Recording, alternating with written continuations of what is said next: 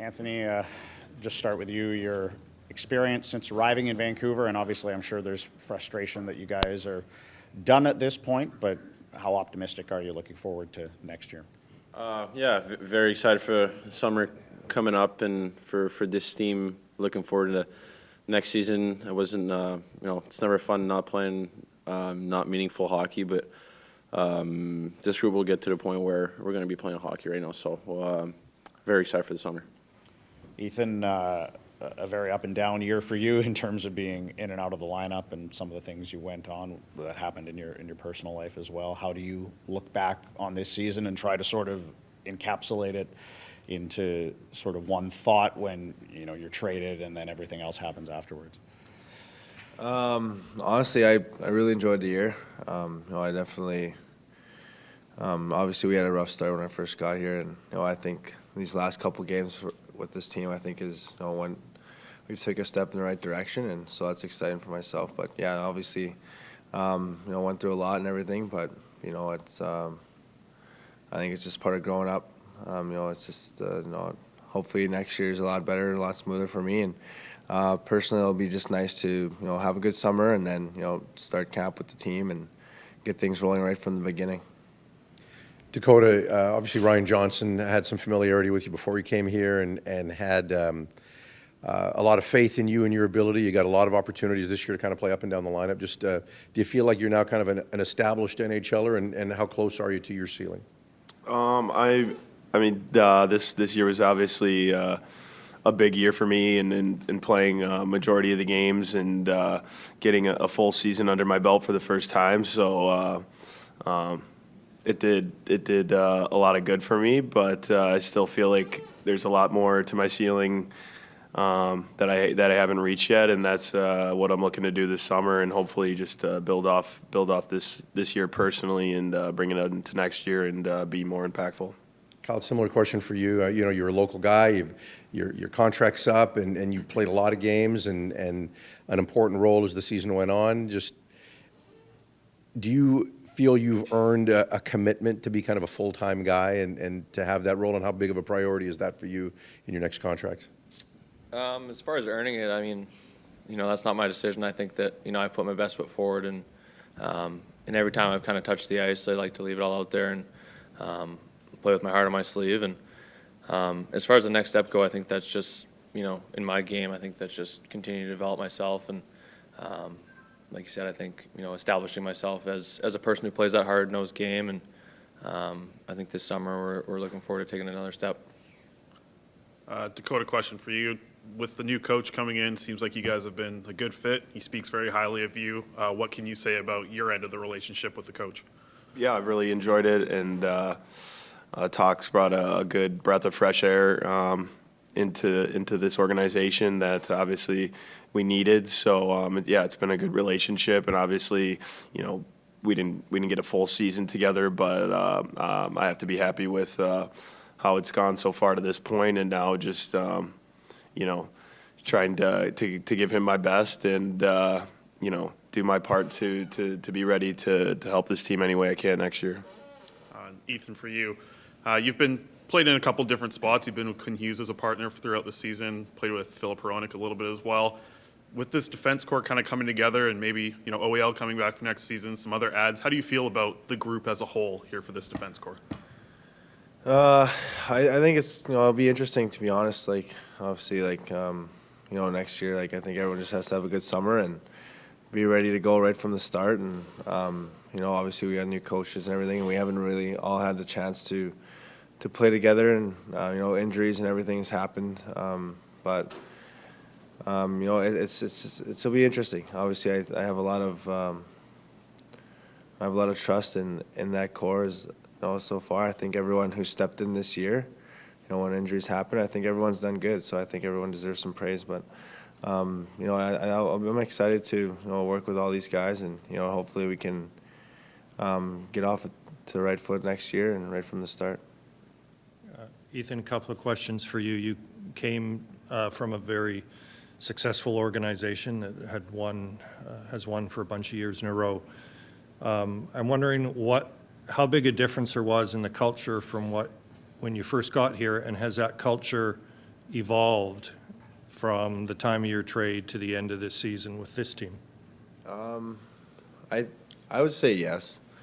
Obviously, we still have a ways to go, and in terms of everyone being on the same page, having that winning mentality every single day, doing the right things repetitively is as painful as it gets. I think we're heading in that direction. I think with the new coaching and everything, it's been great.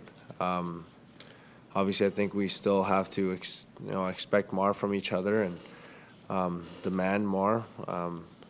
And in terms of just doing their little things right every single day, little whatever simple plays, getting pucks deep. As cliche as it is, it works, and I've seen it firsthand. But I think I think this coaching staff, and I think they're on the right track, and where they're trying to get this team, and it started right in training camp, and I think they from where they picked it up.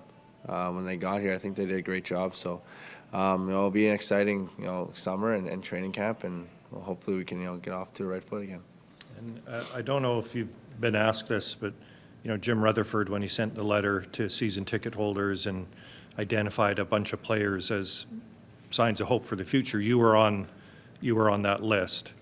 And yet you don't have a contract beyond this season. So, were you surprised at that? What were your thoughts when you heard that you were included in that pretty select group?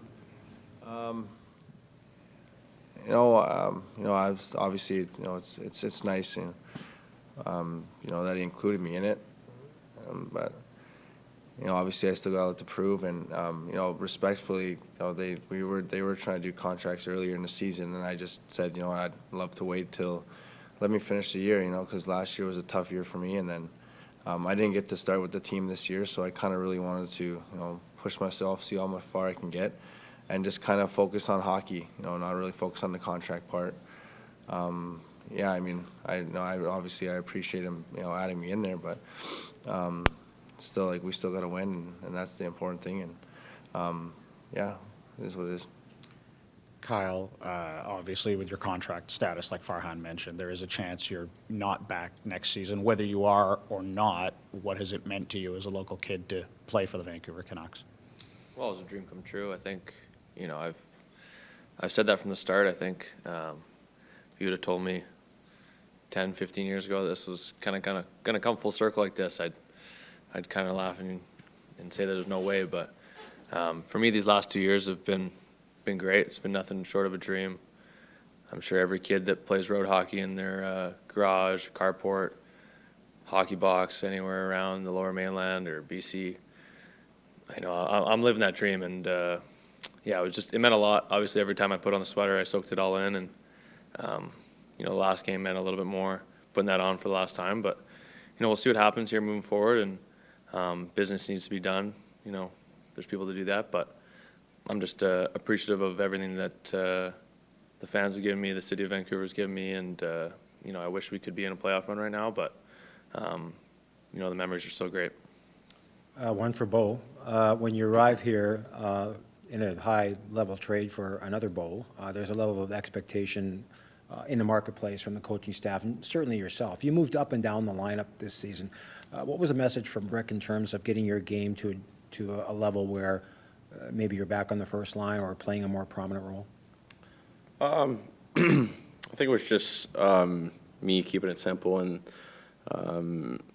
play with tenacity and speed. And that was just really clear. And I know that. It's not like I didn't know either. There is, pressure within myself as well. I want to get to I want to bring my game to another level as well, and not really be a guy to move easily up and down the lineup. So that's where I want to bring my game, and that was one of the chats we had today about that. You go into the offseason then with more kind of anticipation as opposed to angst, knowing what's expected of you, and you've had enough time here to understand where the team is going and its systems. Say that again, sorry. Are you motivated for the offseason, knowing what the coach wants, knowing the systems, as opposed to being, I think everyone should be motivated coming into next year. I think we've built a lot of confidence, not only in the group, but in the way we play and the way it should be done to win games and how to have success. I think, but individually, I'm really excited to be here first of all, and to have a full season with the Canucks next year and start training camp start the season here. It's very exciting, like I said, and this team, has a lot of potential, and I think we can, a lot of good pieces, and I think we can definitely turn it around. Dakota, you were asked earlier about your ceiling, and I'm sure you'll say everything, but where do you think you can get better? Are you looking to bring more offense? Is it being physical? Is it a consistency thing? Like, where when you look back at this season, sort of where's the one area you think you still have room to grow? I think it was our consistency is the main thing, and just being somebody that you're going to get the same thing out of every night. Obviously, from a personal standpoint, I did take big strides this year, but just being accountable and being productive right from the get-go instead of kind of feeling it out as I felt like I did a little bit at the beginning of the year. Just being ready to jump into my role right away and know what's going on right from the get-go, I think will help me get to that ceiling and be a productive player for this team every night. And Dakota, you also added penalty killing to your role here in the NHL. Did you feel like that was a big, kind of an important step to be trusted in more situations? Yeah, for sure. Obviously, and just getting more ice time alone, just getting out there and once again having a role and a place on this team, and being a big part of grind out wins is something I want to do, and the penalty kill did help me do that down the stretch here. Speaking about the penalty kill, obviously it improved after Rick arrived, but what do you guys think you need to do to improve it as a whole next year after obviously finishing last in the league this year? I think a big thing this year was confident, and we didn't get off to the right foot, so it was kind of that weary feeling we had every time we took a penalty early on. And then once Rick got here, the mentality behind that I feel like changed, and there wasn't any doubt, I would say, going out there to kill, but more so the trusting and knowing that we're going to kill this off. Still obviously didn't finish where we want to be, and that's nothing to write home about. But I feel like just having that mentality once again right from the get-go next year will help us go a long way and not run into the penalty kill troubles that we did this year. Kyle, question for you. We've seen some local guys kind of struggle with being in the local market here. Don't really hear a lot of that about from you. How is it for you and your family, your friends, just to be a Vancouver Canuck? Well, for them it means a lot. I know for my family, speaking for them, being able to come to games and watch me play, and it's been awesome for them. I know that they've been fans before I was born. My dad and my mom, and we used to obviously watch games growing up, and for my friends it's been really cool as well. Like they've handled it really well. They're not the kind of people that were begging to come to games every night, and it'd put a smile on my face when they would just come and I'd get a picture after the game or a text from them saying that they were sitting up in the nosebleeds on their own time just to come watch me play. It's a weird feeling for them to have to buy tickets, but they would just do it. They were just there to show support. Obviously, for me, they didn't ask for tickets. They didn't impose on anything, and for me, it wasn't really a struggle. It was they understand that for me, the hockey season's my job, and they try to bring less distractions. But it's a cool feeling knowing that they're close and being able to support me and come out and show some love. Anthony, not sure if you want to give us a headline before your summer vacation, but Bo Horvat had some commentary about the Islanders' fan base versus that in Vancouver, noting that the atmosphere at Union Center is a lot better than it is in Vancouver. You were on the other side of that swap. What's your take? So what exactly did he say? Sorry. As if I don't have it up, I do. It's been unbelievable. It's a lot better than Vancouver. I can tell you that for free. Well, I mean, I'm sure he didn't mean it in a way where, I'm sure he'd like this time in Vancouver. I've heard him say it, and I'm sure he didn't mean it the way that the fans took it. I'm sure he was mostly about, I think, him being in a playoff position and whatnot. I don't think we should really read into that too much, but I've loved it here ever since I got here. I think the city's great, the room has been great, and there's a lot of things to look forward to here and a lot to be excited about. So I don't think we should read into it that much with that comment. I think he just, I don't know, he was just excited to be in the playoff push position.